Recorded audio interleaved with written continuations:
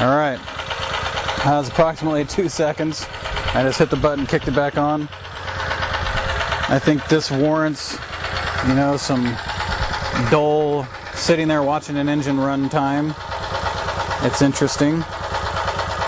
I feel that it's interesting at least. There.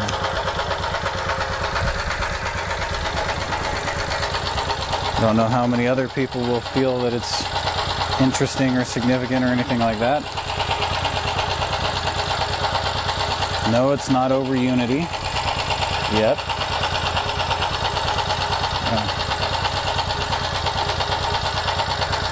Trying to get this camera stand down a bit.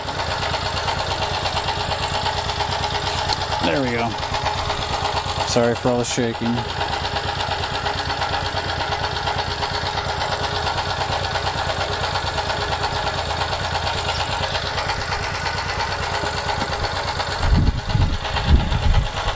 If I play with the throttle, it does slow down because it leans the mixture. Wonder if I can get the injection in there just a little closer.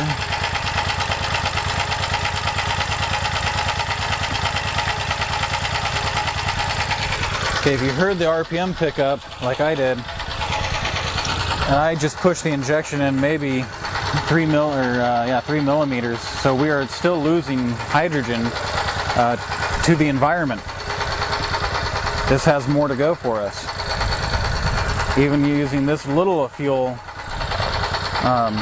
we're not using all of the fuel. A lot of it we're losing. So there's a lot to be said for this.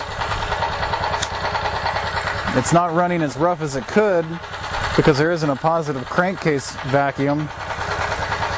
The crankcase is ventilated from the valve cover on the left, the shiny thing. The black tube normally goes into the air cleaner, and the suction from the engine pulls a slight vacuum on the crankcase, which means the piston, when it moves back, doesn't ram into a wall of air. It smooths its operation quite a bit. Since we don't have the air cleaner on there, we're lacking that. I should tap it into the intake manifold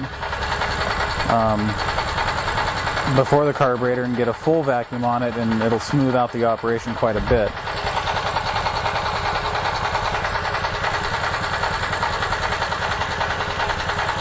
Other than that, it's chugging right along. And we've got 3 minutes roughly, 2 minutes 51 seconds. And in addition to the last run,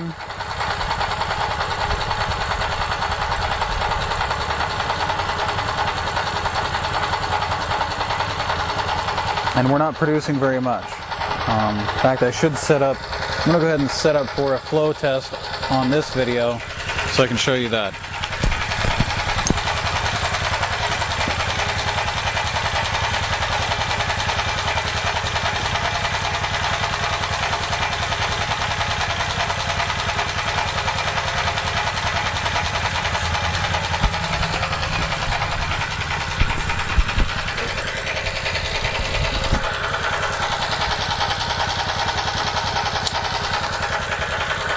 Alright.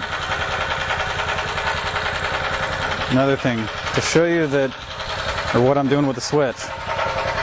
You'll notice the switch is marked W and G. This is a three-way switch. When it's in the up position, it connects to one of these two cables, and the up position connects to the wall. And the G, when the switch is in the down position, it connects to this cable, and it's intended to plug it into the generator.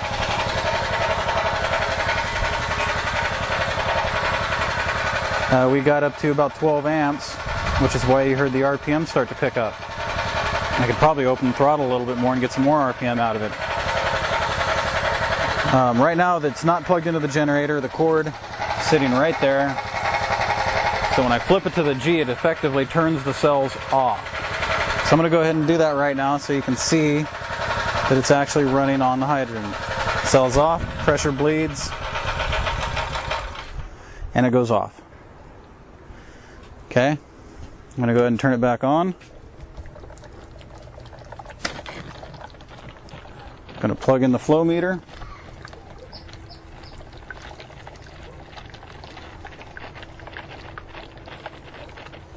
Okay.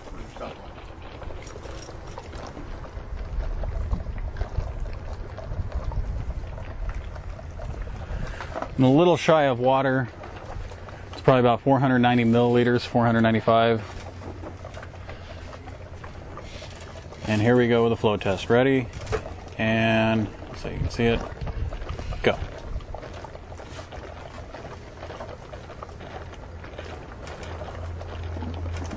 And there it is. So we can pull the time off the tape. I'm actually kind of curious to see if I can start it on the hydrant. I haven't tried that. I've always used the fuel exchange. Since I got a couple minutes on this video, what the hey? Worst thing that happens, we get a flash down the hose, and our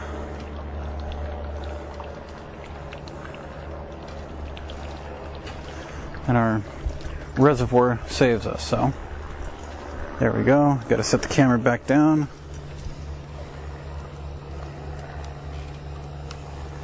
Okay. I just shut the generator off, so won't flash back as the motor starts to get up to RPM. I'll turn it back on after I get it spinning. Oh, misaligned.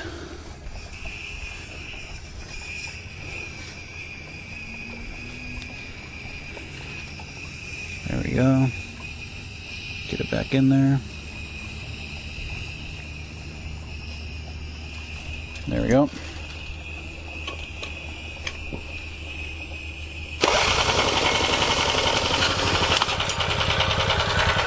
And it starts just fine.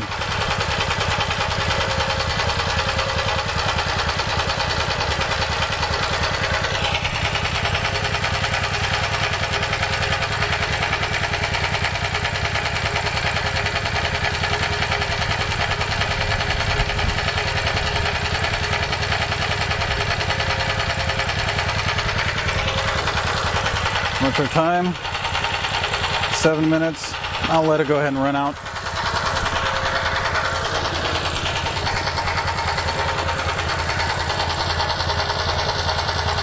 So the ball's in your court there, SSC. I don't know that I outdid ya per se, but I got it running, and that's good. So it's return volley. Just so you guys know, the way EBN works, the way the research group is, we build on each other. One person does one test, the next person does the next step, next person does a step after that. It allows us to save a lot of time, make huge ground real quick, and it's very cost effective. We lean on each other's experience and trust each other, so this is just how we do it.